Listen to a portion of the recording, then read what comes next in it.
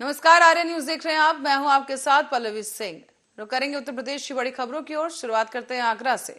आगरा में 6 दिसंबर पर सुबह से ही पुलिस प्रशासन सतर्क है। किसी भी प्रकार की कोई भी अप्रिय घटना ना हो, इसके लिए सुबह से ही संवेदनशील इलाकों में पुलिस गश्त कर रही है। शाही जामा मस्जिद पर भी पुलिस फोर्स तैनात की गई है और पुलिस अधिकारियों ने लोगों से शासन के आदेश का अनुपालन करने के लिए कहा। बताया जा रहा है कि धारा 144 भी लागू की गई है। किसी तरह का जमावड़ा न किया जाए, इसकी अपील की जा रही है। 40 लोगों को पहले ही नोटिस दिए जा चुके हैं और ऐसे में आपको बता दें कि मंटोला, जामा मस्जिद और ऐसे तमाम जो संवेदनशील इलाके हैं वहां पर पुलिस मुस्तैदी के साथ तैनात है। सीओ छत्ता सुकन्या शर्मा भी यहां पर मौजूद हैं और उन्हीं के नेतृत्व में पुलिस ने जामा मस्जिद के आसपास के इलाकों में गश्त किया है। बड़ी संख्या में जामा मस्जिद पर पुलिस बल तैनात किया गया और सादा वर्दी में भी खुफिया विभाग के लोगों को तैनात किया गया है। तस्वीरों में भी आपको दिखाते चले कि यहाँ पर पुलिस बल जो है साफ देखा जा सकता है, जो कि साथ में लाउडस्पीकर लिए लगातार यही अपील जो है लोगों से कर रहा है कि जो माहौल है उसको शांति प्रिय बनाए रखें, सौहार्द ना बिगड़ने दिया जाए और किसी भी तरह के अराजक तत्व को जो है बर्दाश्त नहीं किया जाएगा। कोई अराजकता किया हुआ अगर शख्स मिलता है तो उस पर कानूनी कार्रवाई की जाएगी। बता दें आपको कि संवेदनशील इलाकों में पुलिस खासतौर पर गश्त कर रही है। और इसी खबर पर अधिक जानकारी के लिए अजय यादव हमारे संवाददाता हमारे साथ फोन लाइन पर जुड़ गए हैं। अजय, आपसे जानना चाहेंगे कि वहां पर कैसा माहौल इस वक्त देखने को मिल रहा है। सुबह से ही पुलिस काफी सतर्कता के साथ चाक चौबंद सुरक्षा व्यवस्था का दावा कर रही है। देखिए, आपको बताना चाहेंगे आगरा में सुबह से ही पुलिस बिल्कुल सतर्क है और उसको काला दिवस के रूप में मनाते हैं, उसको लेकर पूरे जिले में क्या पूरे प्रदेश में शासन से प्रशासन से आदेश जारी किया गया था कि किसी भी जिले में किसी तरह की कोई घटना नहीं होनी चाहिए और जो 144 धारा लागू कर दी गई थी। और आगरा की बात करें तो आगरा में करीबन 40 लोगों को पहले ही नोटिस दिया जा चुका था, जहाँ ये संवेदनशील इलाके थे। मंटोला, जामा मस्जिद सहित कई इलाकों में पुलिस की सुबह से ही मुस्तैदी थी। तो वही छत्ता की सुकन्या शर्मा के नेतृत्व में पुलिस ने जामा मस्जिद के आसपास में पूरा अपना गश्त किया और बड़ी संख्या में पुलिस बल तैनात है। जी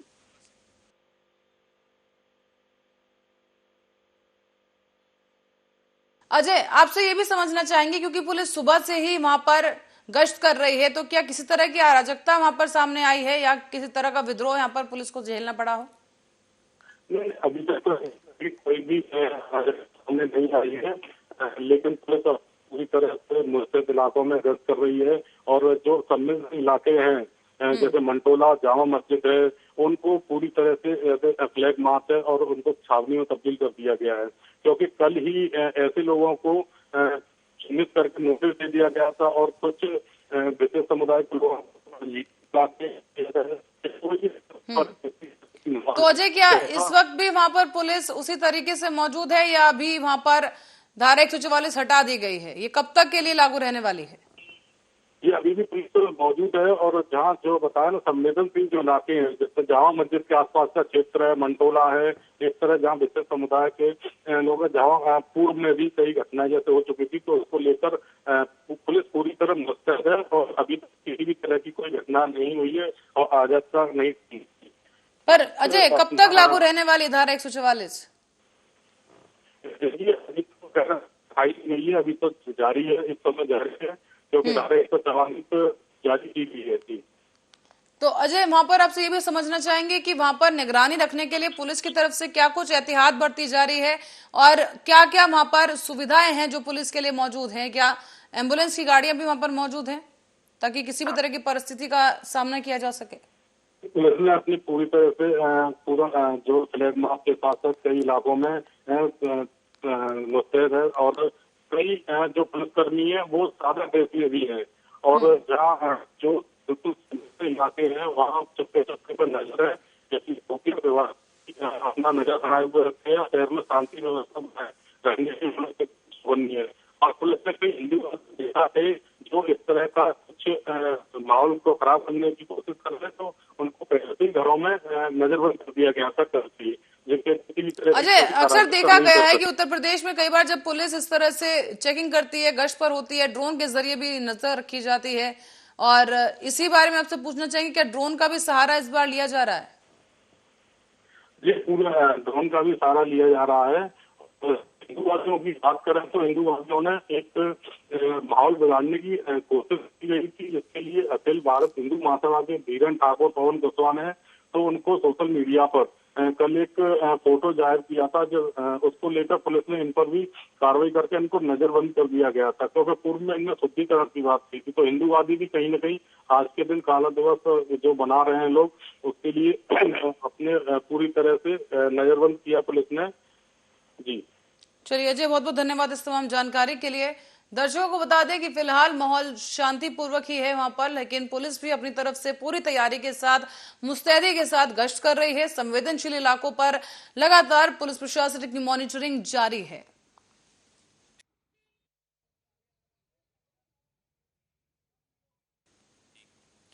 और अब आपको बता दें कि गोरखपुर में भीमराव अंबेडकर की परिनिर्माण दिवस पर समाजवादी पार्टी पर स्थित कार्यालय पर विचार गोष्ठी का आयोजन किया गया है। इस दौरान सपा के वरिष्ठ नेता, जिलाध्यक्ष और पूर्व जिलाध्यक्ष और पार्टी के कार्यकर्ता मौजूद रहे। तो वहीं सपा जिलाध्यक्ष ने इस दौरान मीडिया से भी बातचीत की और कहा कि आज डॉक्टर भीमराव अंबेडकर के परिनिर्वाण दिवस पर समाजवादी पार्टी कार्यालय पर विचार गोष्ठी का आयोजन किया गया है। उन्हें श्रद्धा सुमन अर्पित भी किए गए हैं। बाबा साहब भीमराव अंबेडकर जी के परिनिर्वाण दिवस पर समाजवादी पार्टी कार्यालय पर एक विचार गोष्ठी का आयोजन किया गया है। उनके चरणों में श्रद्धा सुमन अर्पित करके आज उनके विचारों पर हमारे तमाम बुद्धिजीवी यहाँ बैठे हैं, हमारे नेता बैठे हैं, जो उनके विचारों से हमारे कार्यकर्ताओं को ओतप्रोत करेंगे। और हम लोग आज उनके इस परिनिर्वाण दिवस पर संकल्प लेंगे कि जिस तरीके से संविधान के साथ छेड़छाड़, संविधान के साथ जिस तरीके से कुछ लोग उनके विचारों की हत्या करने का प्रयास कर रहे हैं, समाजवादी लोग उन विचारों पर चलने के लिए कृत संकल्प हैं। अभी आपने देखा होगा, कल उपचुनाव बीता है, किस तरीके से संविधान की धज्जी उड़ाई गई है, गलियों में जाकर लाठीचार्ज हुआ है, लोगों को मतदान करने से रोका गया है। जो अधिकार बाबा साहब ने हम लोगों को दिलवाया था अपनी कलम की ताकत से, आज वही अधिकार हम दलित पिछड़ों से छीने जा रहे हैं। नगर पंचायत और नगर निगम के चुनाव हैं। गोरखपुर में 80 सभासद की सीट है। 80 सभासद की सीट में से मात्र 8 अनुसूचित जाति के लिए आरक्षित हुई है, 21 पिछड़े वर्ग के लिए, दोनों मिला के 29 होता है।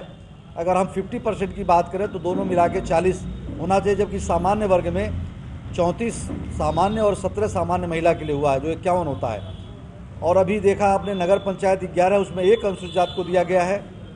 और हर स्तर से, मतलब बाबा साहब भीमराव अंबेडकर जी ने जो अधिकार हमें दिया है, दलित पिछड़ों को उनके अधिकारों को कहीं न कहीं से छीना जा रहा है। अभी आपने देखा होगा कि पूरे देश में ओबीसी के प्रोफेसर की संख्या का आकलन आया था, एससी के साथ नाइंसाफ़ी हो रही है। इन सब विचारों को जो ताकत बाबा साहब ने हमको दिया है, आज उनके इस परिनिर्वाण दिवस पर हम इस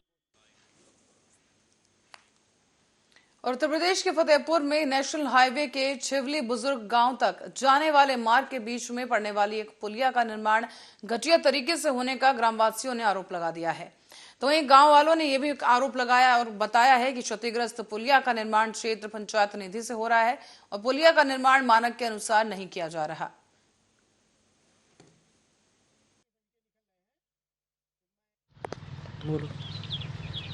हमारी ग्राम सभा छिवली में जो रास्ता एक अवरुद्ध था जल भराव के कारण, उसमें एक पुलिया का निर्माण हो रहा है, जो मेरी समझ से मानक के अनुरूप कार्य नहीं हो रहा, जिसमें बहुत ही घटिया किस्म की सामग्री प्रयोग की जाती है।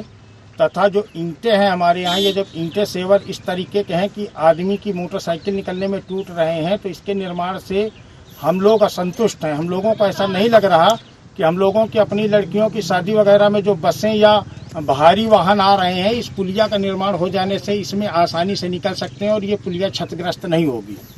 लिहाजा शासन स्तर से हम मांग करते हैं कि इसमें जो मानक के अनुरूप कार्य होना चाहिए, उसकी गुणवत्ता और जांच परखी जाए, तथा हम गरीबों के एक छोटे से गांव में जो निर्माण कार्य है उसमें।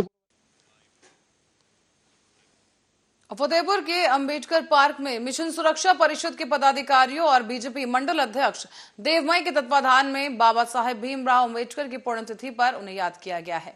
साथ ही इस बीच कैंडल जलाकर उन्हें शत शत नमन भी किया गया और इस मौके पर विधानसभा अध्यक्ष, बीजेपी मंडल अध्यक्ष और तमाम लोग यहां पर मौजूद रहे। परम पूज्य बाबा भीमराव अम्बेडकर साहब के परिनिर्वाण दिवस है। उसी कार्यक्रम के तहत हम लोगों ने आज दीप जला करके उनके परिनिर्वाण दिवस पर कार्यक्रम आयोजित किया है। बाबा भीमराव अम्बेडकर जी संविधान के रचयिता थे और उन्होंने समाज के दलित, पिछड़े, वंचित, शोषित लोगों के लिए जो अपने जीवन में अथक प्रयास किया, इसके चलते आज समाज के सभी तबके के लोगों को अधिकार मिल रहा है। साथ ही एक बहुत विशेष जानकारी आपके चैनल के माध्यम से मैं देना चाहूँगा कि आज ही के दिन जब बाबा साहब हम सबको छोड़कर गए तो ये फतेहपुर जनपद में उन्होंने अपने एक बेटे, दूसरे बेटे अम्बेडकर को आज ही के जन्म दिया। उनका नाम है गंगाराम अम्बेडकर। वो मिशन सुरक्षा परिषद के राष्ट्रीय अध्यक्ष हैं और सामाजिक संगठन चलाते हैं। अभी पिछले कई वर्षों पहले माननीय गंगाराम अम्बेडकर जी सरकार के मुख्यमंत्री के ओएसडी थे, कार्यवाहक विशेष अधिकारी थे। उन्होंने अपने कार्यकाल में जनपद के सभी वर्ग के लोगों के लिए जैसी जिसकी जिज्ञासा रही, उन्होंने उनके सभी कार्यक्रम किए। आज बाबा साहब के इस परिनिर्वाण दिवस पर मैं श्रद्धांजलि उन्हें अर्पित करता हूँ। साथ ही उनके आशीर्वाद से जन्मे फतेहपुर जनपद में माननीय गंगाराम अम्बेडकर जी का जन्म दिवस है। वो मिशन सुरक्षा परिषद के राष्ट्रीय अध्यक्ष हैं। हम सभी लोग उन्हीं के सिपाही हैं। मैं इन्हीं के कार्यक्रम के साथ साथ माननीय राष्ट्रीय और घटना उत्तर प्रदेश के कानपुर देहात से है, जहां रसूलाबाद कोतवाली क्षेत्र में छेड़छाड़ की शिकायत पुलिस से करना एक परिवार को महंगा पड़ गया है। गांव का ही एक युवक स्कूल जाते समय छात्रा को परेशान करता था। आते जाते छात्रा के साथ छेड़छाड़ की जाती थी और इसी की शिकायत परिजनों ने रसूलाबाद पुलिस से की, जिस बात से नाराज हुए आरोपी युवक ने साथियों के साथ मिलकर इस छात्रा के घर जाकर मारपीट की। छात्रा के परिजनों को घायल किया गया और बचाव करने आई छात्रा के मुंह पर आरोपी युवक ने आपत्तिजनक बात उससे की और उसके बाद लड़की के साथ अभद्रता की गई। हमारी लड़कियां स्कूल विद्यालय जाती थी पढ़ने के लिए। 8 लड़कियां हैं 3 भाइयों में। पढ़ने जाती थी तो कौशल और रामू और ये इनके जो लड़के हैं तो ये छेड़छाड़ का विरोध किया। आज के 3 महीने हमने कई एप्लीकेशन दी, थाने में दी, कप्तान के यहाँ दी, मुख्यमंत्री के यहाँ दी, सबके यहाँ दी। तो उन्होंने हमको ये धमकी दी कि नहीं आप दोगे एप्लीकेशन तो हम आपको जान से मार डालेंगे। तो आज नहीं, हमको कल उन्होंने 3 तारीख को मारा। जब हमारी लड़कियों ने बचाया तो हमको तो हम बचे आए यहाँ, लेकिन वो थाने तहसील में एक चौकी इंचार्ज सालतगंज थे ब्रजेश, वो इनसे पैसा लेके हमारी कभी उन्होंने सत्यता को जाने नहीं। अब आप जानकारी कर ले, जनता इंटर कॉलेज है सालतगंज की, हमारे वहाँ लड़कियाँ पढ़ती हैं या नहीं पढ़ती हैं, उसका रजिस्टर देख लो, वहाँ गए हाजिर। थाना रसूलाबाद के बहादुरपुर गांव में आज सुबह लगभग 9 बजे 2 पक्षों में विवाद हो गया, जिसमें कई लोगों को चोटें आई हैं। इस संबंध में मुकदमा पंजीकृत किया गया है। घायलों को हॉस्पिटल भेज करके उनका इलाज कराया गया है। 3 लोग अभी हॉस्पिटल में हैं, शेष लोगों को मामूली चोटें थी, उनको वापस घर भेज दिया गया है। नामजद 2 अभियुक्तों की गिरफ्तारी। और शाहजहांपुर की ओर करेंगे। बता दें कि जिला अस्पताल में भर्ती बच्चे की मदद को सड़क पर उतरे हुए समाजसेवी सलमान ने बहादुरगंज से जिला अस्पताल तक भीख मांगी है।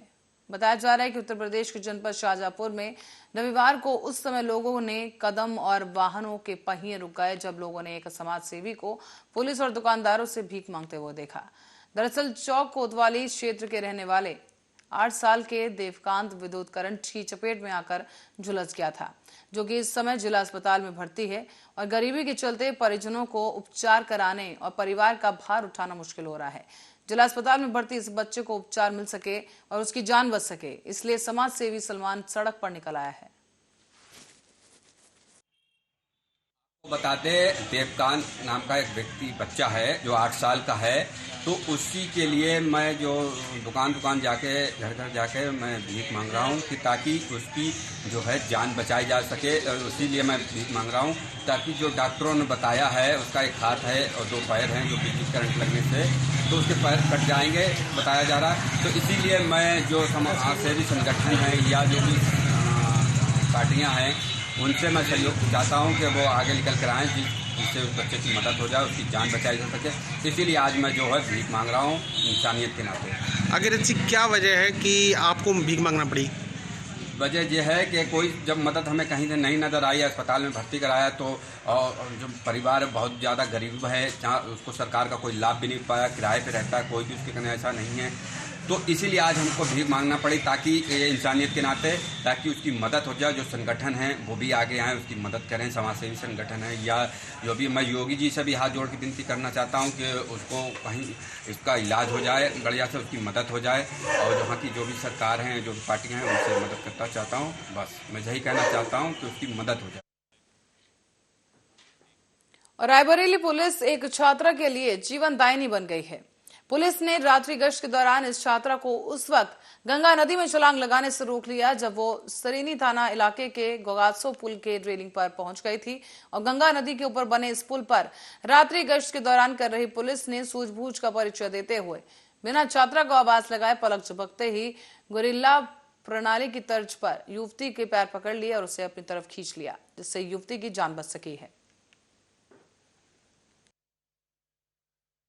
पूछताछ से ये पता चला कि वो लड़की फतेहपुर के हुसैनगंज थाना क्षेत्र की रहने वाली है और अपने पिता से बहुत परेशान है। जब वो 4-5 वर्ष की थी तो उसकी माता की मृत्यु हो गई थी और तब से पिता उसको बहुत परेशान करता था। और पिता के बारे में उसने भी कहा कि उनको शराब पीने की शिकायत है और उसकी वजह से उसके साथ वो काफ़ी मारपीट और प्रताड़ित करते थे। उसकी पढ़ाई पे भी व्यवधान आ रहा था। इन बातों से उत्पीड़ित होकर के आज उसने डिसाइड किया था कि वो पुल पर से कूद करके अपनी जान दे देगी। परंतु ऐन वक्त पे पुलिस ने, सरीनी थाना की पुलिस ने इंटरवीन किया और उस लड़की को समझाया बुझाया। फिर उनके घर वालों को खबर की गई, उनके घर वालों के जो शुभचिंतक थे उनको भी खबर की गई। बुला करके लड़की को सकुशल उनके घर वालों को सुपुर्द किया गया और पिताजी को उस जो भी यथोचित ताकीद करनी थी। बुलंदशहर की शिकारपुर भारतीय किसान यूनियन भानु के पदाधिकारियों और कार्यकर्ताओं ने तहसील पर एकत्रित होकर धरना प्रदर्शन किया है। एसडीएम अरविंद कुमार को एक ज्ञापन भी इस दौरान सौंपा गया। विभिन्न समस्याएं थी। सबसे पहले नंबर पे हमारी एक चकबंदी जो बिदुपुर गांव पर प्रक्रिया अभी शुरू हुई है, अभी चकबंदी हुई नहीं है वहाँ पर, तो वहाँ बिदुपुर गांव के लोग चकबंदी नहीं चाहते हैं, क्योंकि जहाँ चकबंदी होती है वहाँ गांव बहुत पीछे 10 साल पीछे हो जाता है, 20 साल, और ये बर्बादी करते हैं। हमारे यहाँ पे मेहदपुर भी चकबंदी चल रही थी, वहाँ सीओ ये अमित सीओ थे जो इस टाइम पे यहाँ पे भी हैं अभी फिलहाल। इन्होंने वहाँ 3 भाई थे, मैं उनके बच्चे थे, इन्होंने 3 लाख रुपए लेकर, एक तो रमजान बख्श थे, अमित सीओ थे, नहीं चढ़ाया, जबकि उसका उन बच्चों का नाम चढ़ रहा था जो बेवा थी। उन 2 भाइयों पे से पैसे लेकर उन 2 भाइयों का नाम चढ़ा दिया। आज वो एसओसी के यहाँ बुलंदशहर चक्कर काट रही है और गरीब आदमी है, उस वक्त पैसा कहाँ से आए? इनका धंधा है, पहले पर्चा 5 बांटते हैं, पर्चा बांटते हैं, जमीन दर्शाते हैं। और कानपुर देहात से खबर है, जहां संदिग्ध परिस्थितियों में सेना की गाड़ी अनियंत्रित होकर गड्ढे में गिर गई और इस दौरान चालक गंभीर रूप से घायल हुआ है, तो वहीं स्थानीय लोगों ने घायल चालक को अस्पताल में भर्ती करा दिया है। तस्वीरों में देखा जा सकता है कि ये गाड़ी बुरी तरीके से दुर्घटनाग्रस्त हो गई है। बताया जा रहा है कि गड्ढे में गिरने की वजह से ये गाड़ी दुर्घटनाग्रस्त हुई और इस बीच जो चालक है उसकी हालत काफी गंभीर है।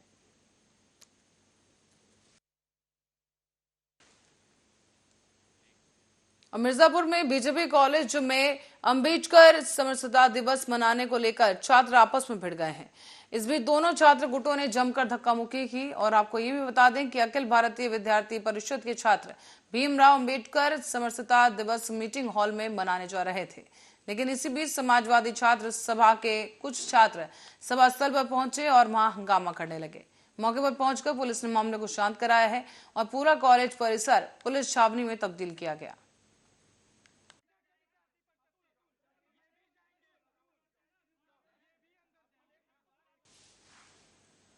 मशहूर लेखक जावेद अख्तर अक्सर अपनी बयानबाजी को लेकर सुर्खियों में छाए रहते हैं और एक बार फिर से उन्होंने औरतों को लेकर एक ऐसा बयान दे दिया है कि वो विवादों में आ गए हैं। दरअसल एक इंटरव्यू के दौरान उन्होंने कहा कि मुस्लिम यानी मर्द को एक वक्त में 1 से ज्यादा पत्नी रखने का हक है, तो औरतों को क्यों नहीं। उन्होंने ये भी कहा कि ये बराबरी के खिलाफ है। बिस्मिल्लाहिर्रहमानिर्रहीम।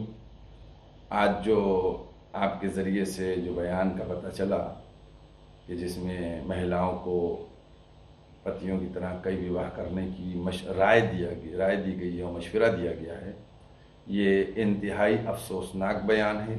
इसकी जितनी भी निंदा की जाए, मजम्मत की जाए, वो कम है, क्योंकि कुछ लोग हमारे मुल्क के अंदर इस तरीक़े से ऊल जलूल बयान देकर मीडिया में बने रहने की कोशिश करते हैं, और उन्हीं में से भी ये एक साहब हैं जिन्होंने ये बयान दिया है। देखिए, जो जावेद अख्तर साहब ने बयान दिया है, उस बयान का तो मैं ये समझता हूँ कि हमारी देश की महिलाओं को कड़ा विरोध करना चाहिए और उनसे बग़ैर माफ़ी मंगवाए उनको नहीं छोड़ना चाहिए, क्योंकि उन्होंने इस बयान के ज़रिए से हमारे देश की जो तहज़ीब है, हमारे देश की जो परंपरा है, उसके ऊपर हमला किया है। आप देखिए, अगर कोई महिला अगर उसका पति जितना भी ख़राब हो, वो उसके साथ अत्याचार करता हो, लेकिन कभी महिला दूसरा विवाह करने के बारे में नहीं सोचती है। वो उसी विवाह को निभाना चाहती है, उसी निकाह को निभाना चाहती है जो उसके घर वालों ने कर दिया है, जुल्मों के बाद भी। तो ऐसी महिलाएं जहाँ अपने ऊपर जफा करके अपनी लाज, अपने कैरेक्टर को बचा के रखती हैं, वहाँ इस तरह का मशवरा देना अफसोसनाक है, निंदनीय है। इस हमले को जो इन्होंने जावेद अख्तर साहब ने बयान दिया, मैं समझता हूँ पूरे देश की महिलाओं को मिलके इसके खिलाफ आवाज़ उठाना चाहिए और जावेद अख्तर साहब से बगैर। और इस बीच लखनऊ में कलर्स का नया शो दुर्गा और चारू लॉन्च किया गया। यहाँ आपको बता दें कि लखनऊ के ताज होटल में इसकी लॉन्चिंग पार्टी रखी गई, जहां शशि सुमित प्रोडक्शन की ओर से निर्मित किया गया ये शो दुर्गा और चारू आजादी से पहले और बाद के वक्त पर आधारित है। स्टार्टिंग में सीन शूट किया, so I was like very happy that like हम दोनों एक साथ शूट कर रहे हैं, क्योंकि मैंने उसके साथ शूट नहीं किया था, तो yeah and I was very excited to shoot with her. Lucknow आए हुए हैं दोनों कैरेक्टर्स, ये मतलब ये इनका ये हर समय सेट पे भी ऐसे ही बोलते हैं, पर ये हंसाते हैं। पर अच्छा, मैं अगर आपको बोलूं कि ये इस बार ये कॉस्ट्यूम और वो कॉस्ट्यूम क्या फर्क है, मतलब कितना आपको मतलब चेंज ओवर दिखा है, टाइम पीरियड भी चेंज है। वो 1920 की कहानी थी, ये 1947 की है। तो कैसे ये पाइनएप्पल जैसे कैसे आपको ये कॉस्ट्यूम्स के, मेरे को तो बड़ी अच्छी लगी। जब मैंने इनको देखा तो मैंने बोला अरे वाह, ये तो एक नया वर्ल्ड आ गया। पाइनएप्पल नहीं बोल सकते इसे। अच्छा बताइए। हाँ, पर या बहुत चेंज है और इतना प्यारा है ये कॉस्ट्यूम। मेरा पहले वाला भी मुझे बहुत प्यारा लगता था, क्योंकि मुझे सजने बनने का बहुत शौक था, और साड़ी वैसे भी मैंने पहनी थी उस लाइक बैरिस्टर बाबू में बंदा के रोल में, और इसमें frock. So when I was doing the look test, मुझे लाइक लिटरली अलग लगा कि वाह, ये मतलब। और इसी के साथ ही उत्तर प्रदेश बुलेटिन में फिलहाल के लिए इतना ही। आप बने रहे हमारे साथ, देखते रहे आर्या न्यूज।